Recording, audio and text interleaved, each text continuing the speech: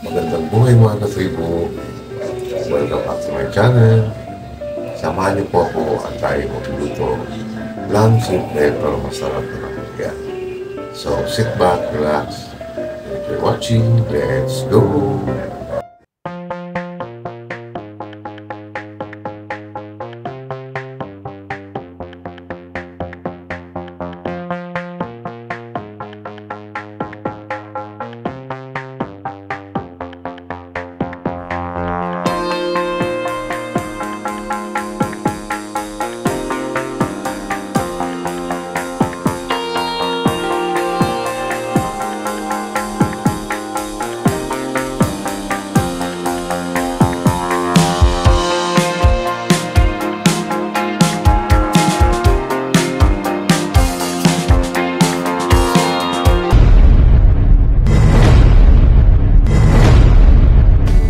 Hello mga katribo! Nandito naman tayo sa ating kusina, kaya samahan niyo ako at tayo magluluto ng simple pero masustansyang tanghalian. Ayan po yung ating gagamitin: sitaw, okra, kalabasa, talong at yung ating ampalaya, and then yung gata. Ang pansahog natin ay tinapa or smoked fish. Nilagay na po natin yung ating bawang at sibuyas. Then maglalagay na po tayo ng ating unang gata na gagamitin natin sa pagluluto ng ating gulay at yung sahog. Yan. After nating mailagay yung ating gata, syempre hihintayin natin siyang kumulo at ilalagay natin yung ating smoked fish or tinapa. Yan, naglagay po muna tayo ng konting seasoning. Hindi natin masyadong nilagyan ng seasoning kasi yung tinapa medyo salty, medyo maalat, kaya konti lang nilagay natin seasoning.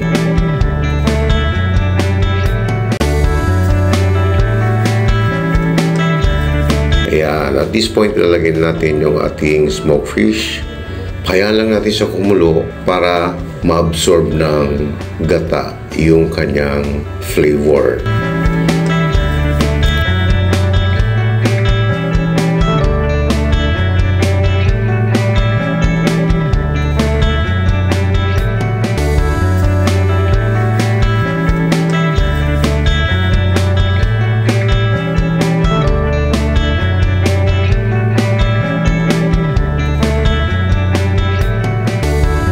Yan, okay na po ito, kaya isi-set aside muna natin. Then later on, ibabalik lang natin pag half cook na yung ating gulay. Ayun! After po natin may set aside yung ating smoked fish, ilalagay na natin yung ating kalabasa.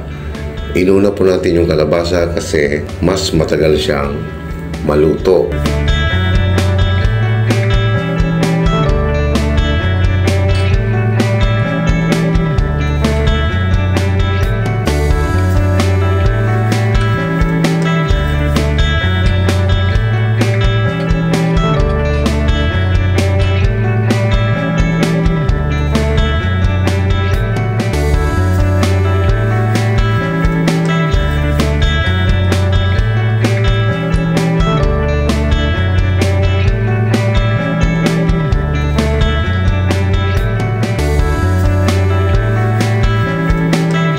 So, half cook na po yung ating kalabasa, kaya ilalagay natin yung ating sitaw.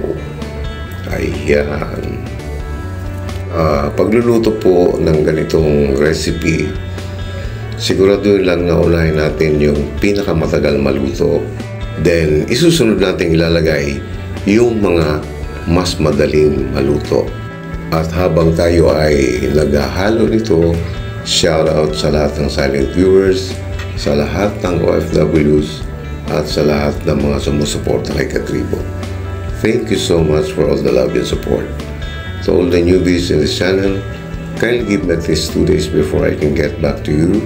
And if you happen to pass by my channel, please consider subscribing and hit that notification bell so you won't miss my upcoming videos. Kung napapansin nyo po, ibinalik natin yung kalahati nung ating sahog na smoked fish or yung tinapa. Later on, pag malapit na nating hanguin, ibabalik na natin yung natitira para mas maging malasa at mas malinamnam yung ating gulay. Iniiwasan lang natin na madurog lahat yung sahog, kaya hinati lang natin siya.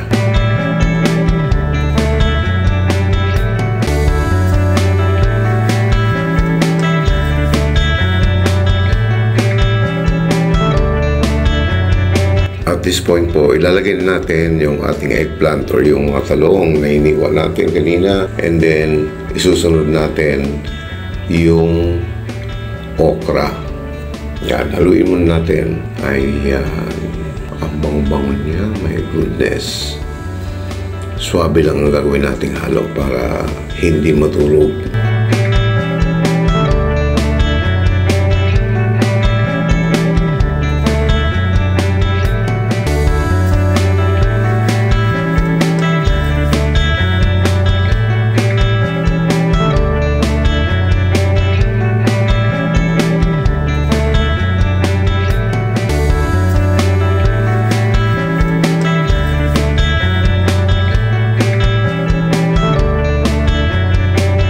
Nahalo natin, kaya ilalagay na rin natin yung ating okra or yung lady fingers. Ayan.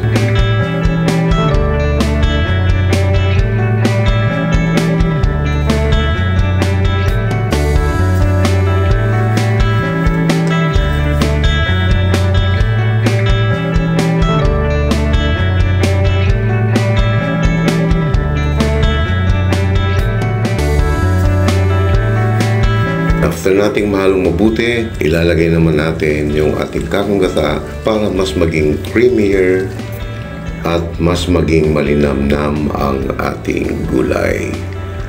Ayun! Napakabango niya mga katribo.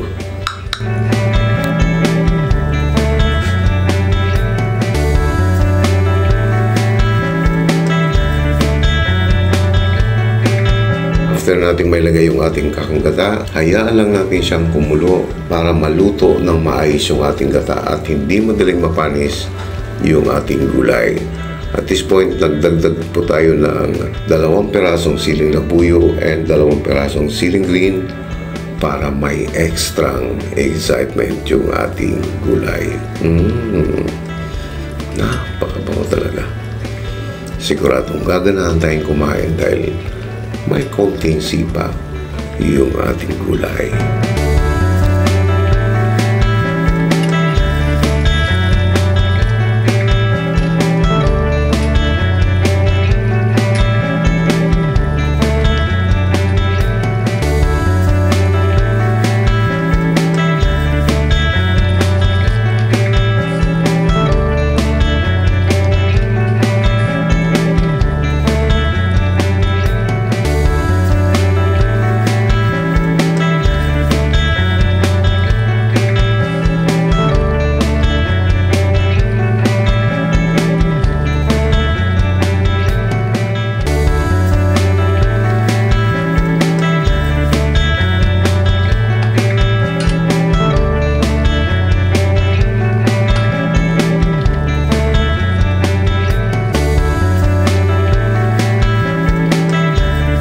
Yan, okay na po siya. Kaya ilalagay naman natin yung ating ampalaya.